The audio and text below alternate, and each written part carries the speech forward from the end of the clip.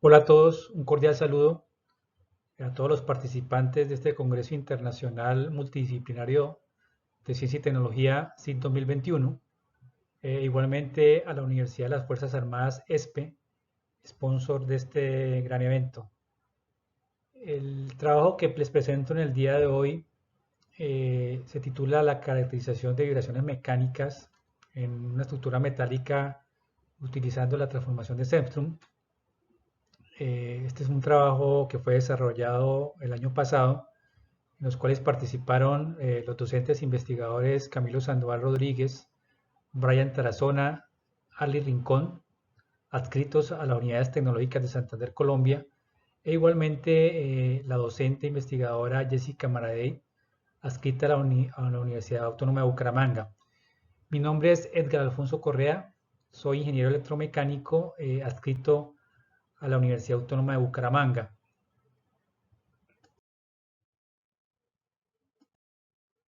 Iniciamos un poco hablando del Semstrum. El Semstrum es una técnica, una metodología comúnmente empleada de procesamiento de señales acústicas, principalmente voz, e igualmente imágenes.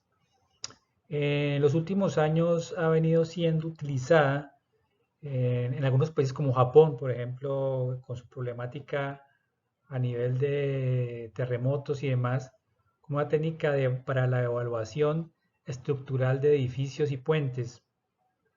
A nivel industrial ha sido muy utilizada igualmente para lo que es evaluar el desempeño de ciertas piezas o máquinas rotativas, tipo ejes o rodamientos de compresores a alta velocidad, lo cual esta metodología, esta técnica permite inferir potenciales defectos o fallas de los mismos.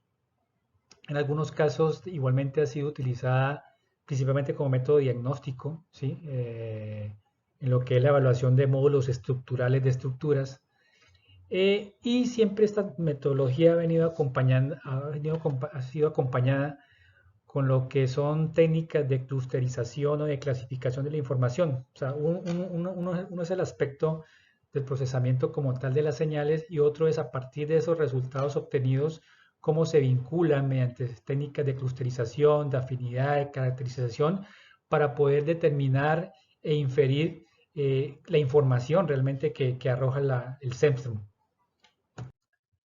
Eh, ¿Cómo parte el Semstrom? Pues inicialmente desde la parte matemática está fundamentado en lo que son las series de Fourier inicialmente, es decir, ese esquema, ese modelaje matemático que permite simular lo que son funciones periódicas en el tiempo, pueden ser modeladas mediante las series de Fourier, en este caso una función en el tiempo, como ustedes pueden apreciar, correspondiente a esta suma de senos y cosenos, y posteriormente mediante técnicas de integración en periodos específicos de esa función, permite estimar unas constantes de la serie Fourier.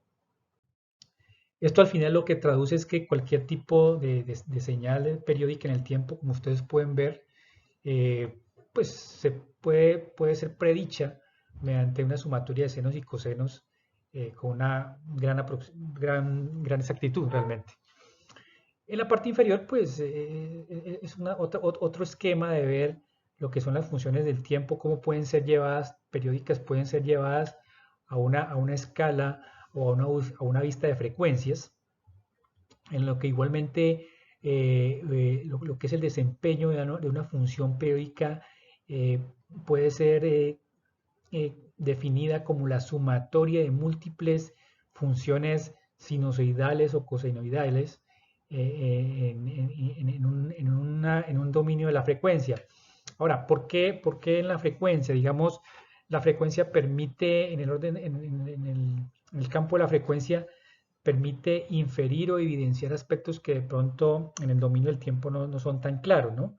Y esto lo mencionamos como cuando se aplica o se evalúan mecanismos o máquinas de tipo rotativo, donde esa rotación a ciertos periodos, ciertas frecuencias pues, los potenciales de efectos pueden inferir ciertos cambios en frecuencias que precisamente en este esquema o modelaje en el dominio de la frecuencia son más fácilmente perceptibles.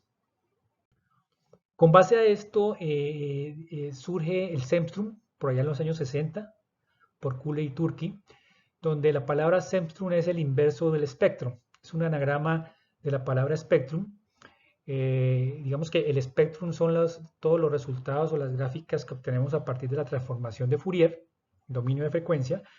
Entonces, digamos que mediante la relación que ustedes pueden apreciar, que es un esquema muy general, es un esquema general de lo que es el Semstrum, pero lo que permite evidenciar aquí es que a una función en el dominio del tiempo, al aplicársele la transformada de Fourier en una escala logarítmica y posteriormente aplicar la inversa de esta función, obtenemos lo que es el Semstrum.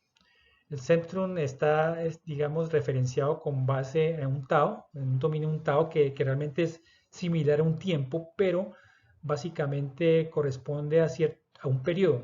Es un dominio de periodos en los cuales, digamos, que se abren unas ventanas en los cuales, digamos, que se puede ver con mayor definición ciertos coeficientes en ciertas bandas de frecuencia que permiten de pronto evidenciar un poco mejor lo que puede ser cierto comportamiento de un componente físico o un equipo, el cual tiene el potencial de falla.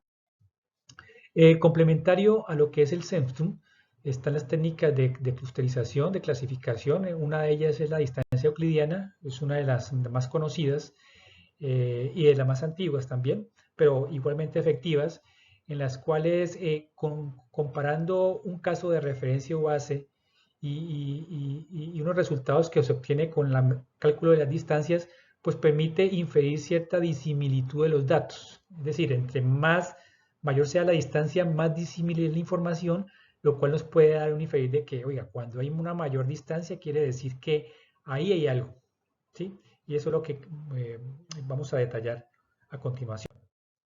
El método analítico, el método de laboratorio que utilizamos en esta oportunidad fue una estructura metálica de 1.7 metros, como ustedes pueden apreciar a la izquierda.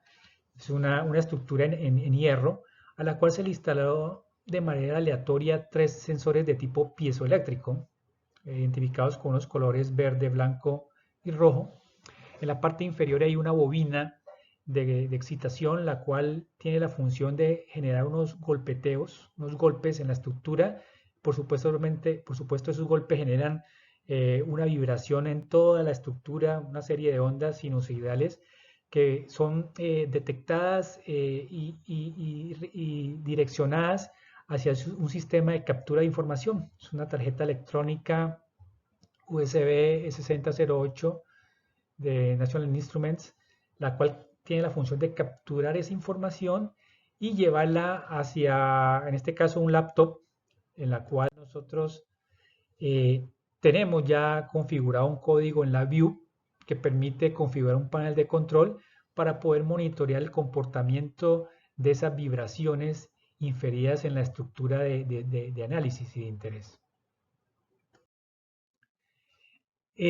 Una vez tenemos configurado el esquema físico que vamos a utilizar para la medición, determinamos 4 fallas potenciales o 4 fallas que va a tener este experimento. Son 4 barras de la estructura, de las cuales una primera barra tiene un cordón de soldadura en sus perimetral a sus 360 grados. Una segunda barra tiene un corte en forma de cizalla. La tercera barra tiene una deformación, como ustedes pueden apreciar cerca del orificio donde va el sensor. Y una cuarta barra tiene 3 orificios. Esos 4 defectos son evaluados comparativamente a la estructura a la estructura de referencia sin defectos y se empiezan a instalar secuencialmente cada una de estas barras y se evalúa qué ocurre cuando todo el sistema es excitado con la bobina que mencioné anteriormente, con la inducción de vibraciones en la estructura. Al comienzo, por supuesto, lo que nos muestran las gráficas pues no nos dicen nada. Como ustedes pueden apreciar, es muy complejo a partir de esas formas de señales poder inferir alguna correlación. Lo que sí podemos analizar a partir de los promedios y el factor de correlación es que los datos tienen un margen de desviación bastante bajo, es decir, el ensayo analítico nos da cierta confianza. Los datos en toda la correlación estadística estuvo por debajo del 10%. Luego creímos que el aspecto experimental se realizó de la mejor manera. Posteriormente, hacemos una aplicación de la transformación de Fourier. En la transformación de Fourier, los coeficientes obtenidos en el defecto 1 y 3 sí marcan cierta desviación con relación al punto de referencia, nos permiten ver algo, pero como ustedes ven no está el defecto 2 y 4, o sea, en el defecto 2 y 4 no encontramos absolutamente nada, nada que nos permitiera decir, oiga, aquí puede haber un potencial defecto. Pero cuando aplicamos la metodología Semstrom, sí, aquellos defectos que no vimos en la transformación de Fourier, sí empiezan los coeficientes a mostrar ciertas desviaciones comparativamente a la referencia, lo cual ya es positivo. Pero al final necesitamos aplicar la técnica de clasificación de la información, es decir, toda esa información necesitamos mirar qué tan disímil es como para tener ciertas conclusiones. Y al aplicar la técnica de distancia euclidiana, sí encontramos como conclusión importante es que ustedes pueden ver que en los tres sensores las columnas de las gráficas son diferentes y están asociadas a cada uno de los defectos. La única desviación fue en el defecto 3 del sensor rojo, como ustedes pueden apreciar, que se alejó un poco más comparativamente a la tendencia de los otros dos sensores. Es decir, es posible, y aquí son hipótesis que habrá que explorar un poco mejor, es lo único que pudimos nosotros asociar era la cercanía del sensor con respecto al defecto, fue lo único anormal. Por lo demás, son hipótesis que planteamos, pero vuelvo, insisto, con oportunidad de profundizar un poco más, pero en general lo que sí podemos ver es que la aplicación del Semstrom asociado e integrado con esta técnica de distancia euclidiana sí nos permite ver diferencias, o sea, nos permitió asociar a que habían 4 defectos, a que había defectos en la estructura, cuando se aplicó la transformación de estas señales mediante la tecnología de Semstrom. La conclusión es que efectivamente la metodología de Semstrom es, para el caso de este experimento que desarrollamos, para este ensayo y esta estructura que dispusimos nosotros, fue efectiva para determinar los defectos, efectivamente.